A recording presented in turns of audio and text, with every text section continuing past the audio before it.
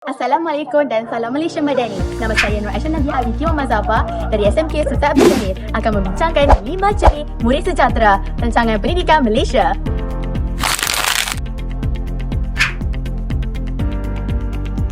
Beradab bermaksud kita sentiasa menghormati guru, serta membantu dan menjaga tingkah laku kita pada setiap masa.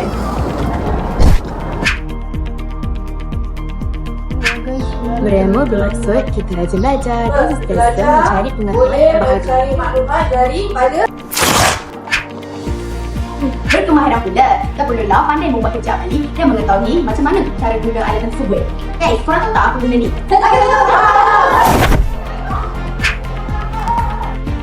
Budaya tahan bermaksud kita berjuang kuat, tabah dan tidak mudah mengaku salah. Let's go!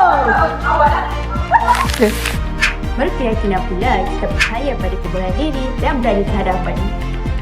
Apabila kita semua ada ciri ini, sekolah dan negara kita dapat melahirkan generasi masa hadapan yang hebat, bijak dan berakhlak mulia.